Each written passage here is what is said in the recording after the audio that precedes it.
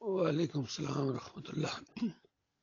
پہلی بات تو یہ ہے کہ جو اعوذ باللہ من الشیطان الرجیم پڑھتے ہیں نا، یہ صرف قرآن سے پہلے ہے، اس کے علاوہ کسی اور چیز سے پہلے نہیں ہے۔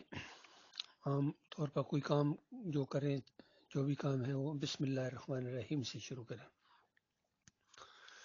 باقی آج یہ سنیوں کے بیشتر عقائد جو ہیں یہ شیعوں سے لیے گئے ہیں، اور شیعوں نے بہت بڑا ظلم ڈھایا ہے۔ عبداللہ بن سبا کی یہ ایک آگے تحریک چلی تھی، انہوں نے تاریخ کو بدلا، اسلام کو بدلا، عقائد کو بدلا، اور صحابہ کے مراتب کو بدلا، سلام بدلا، اذان بدلی، صلات بدلی، اوقات بدلے، رمضان کا نام روزے پڑ گیا، صوم کو روزہ کہنا شروع ہو گئے، اور صلات کو نماز کہنا شروع کر دیا، اللہ خدا بن گیا۔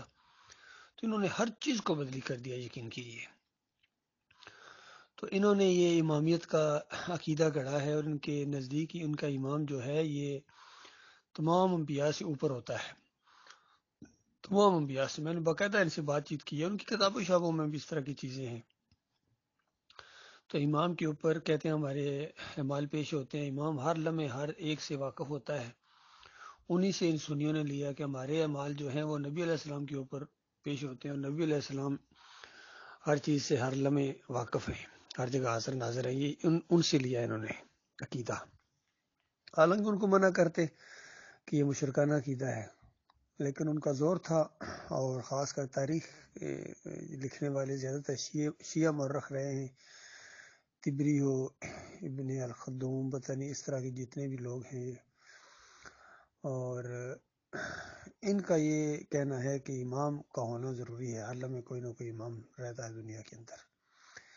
مسلمانوں کا یہ عقیدہ نہیں ہے اس طریقے سے، مسلمانوں کا عقیدہ بالکل صاف ستھرا ہے، یہ اللہ کی کتاب ہے، یہ آخری کتاب ہے قرآن، اور آخری نبی محمد صلی اللہ علیہ وسلم ہے، اور صحابہ کرام نے جس طرح نبی علیہ السلام کی پیروی کی ہے اسی طرح بس آپ نے ایمان عقیدے کو سمجھنا ہے، اور نبی علیہ السلام کی پیروی کرنی ہے ہر اپنے عمل کے اندر، اسوہ رسول صلی اللہ علیہ وآلہ وسلم دیکھنا ہے۔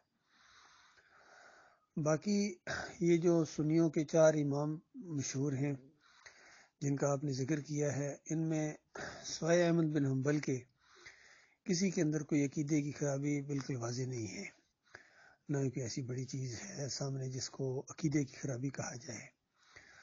باقی فقہی اختلافات رہے ہیں ان کے، وہ اتنی بڑی بات نہیں ہوتی ہے، اصل چیز ہوتا ہے عقیدے کا اختلاف۔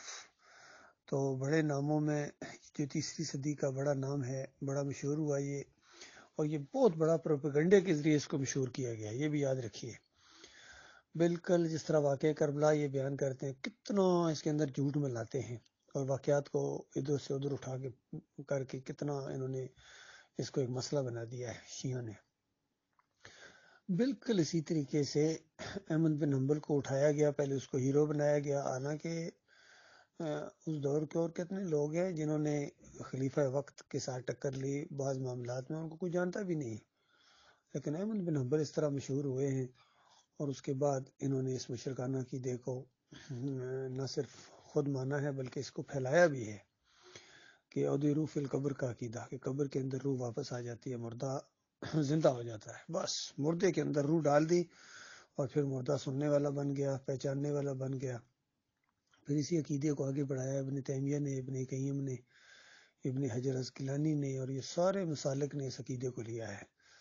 تو یہ ان کا شرک بالکل ثابت ہے احمد بن حنبل کا۔ اور بھی شیعوں کے اندر جو جس طرح عقیدے ہیں کہ وہ علی رضی اللہ عنہ کو وصی مانتے ہیں، کہ نبی علیہ السلام نے اپنی وصیت کی تھی کہ میرے بعد علی خلیفہ ہوں گے، لیکن دوسرے لوگوں نے اس وصیت کو چلنے نہیں دیا ہے، اس طریقے سے یہ ساری چیزیں۔ پھر عثمان رضی اللہ عنہ قرآن کے اندر کہتے ہیں تعریف کی، یہ ساری چیزیں احمد بن حنبل لائے ہیں۔ پھر تعویذ گنڈے کا شرک بھی ان کے اندر موجود ہے، اجرت کو بھی یہ جائز قرار دیتے ہیں۔ تو ان 4 اماموں کے اندر صرف احمد بن حنبل ہے جو عقیدے کی خرابی میں مبتلا تھے اور پکڑے گئے ہیں۔ بہت بڑی بات ہوئی ہے یہ، اللہ تعالیٰ نے اس دور کے اندر ڈاکٹر مسعود الدین عثمانی رحمۃ اللہ علیہ کے ذریعے ان کا یہ پردہ چاک کیا ہے، اللہ نے ان کا دل کھول دیا تھا، ایمان خالص کے اوپر انہوں نے ہر ایک کو پرکھا ہے کہ دیکھو قرآن اللہ کی کتاب ہے، اور صحیح حدیث بخاری ہے مسلم. باقی یہ تم شہ ستہ کہاں سے لے کے آگے؟ کیونکہ 295 میں ابن ماجہ مرے ہیں، تو اس کا مطلب 295 میں ہی کسی نے یہ نام رکھا ہے. تو یہ انہی شیعوں نے بخاری کا وزن کم کرنے کے لیے اور اس کی اہمیت کو کم کرنے کے لیے انہوں نے یہ سب کو اکٹھا کر دیا کہ بس ستہ 6 بس، تاکہ بات مکس ہو جائے. تو اس طرح کی چیزیں ہیں. پھر یہ دوسرے لوگ لائے ہیں، امام مہدی کو بھی لائے، امام مہدی صاحب آئیں گے جی، لیکن امام بخاری نہیں لائے، نہ مسلم لائے. اتنی بڑی بات ہو اور صحیح حدیث کے اندر موجود نہ ہو، یہ نہیں ہو سکتا ہے. تو اس انداز سے انہوں نے بڑا عدم مچایا ہے ان شیعوں نے. آج پوری طرح ان کی شیعت جو ہے ہر طرف پھیلی ہوئی ہے، حتیٰ کہ ہمارے اپنے ملک کے اندر ہی الوی صاحب صدر پاکستان انداز الوی صاحب، اور دوسرے اب پنجاب کے وزیر اعلیٰ بنے ہیں نقوی صاحب. الوی اور نقوی اور یہ رضوی، یہ سارے انہوں نے مل کے مارا ہے، کفر و شرک پھیلایا ہے، ایمان عقیدے کا جنازہ اٹھایا ہے انہوں نے. اللہ تعالیٰ ان سے نپٹے. اور باقی توحید کی دعوت آپ دیں، رد شرک کریں، کھل کے اللہ کے دین کی تبلیغ کریں. اللہ تعالیٰ خود ہی ماحول بنائے گا، اللہ تعالیٰ ان کا زور توڑے گا.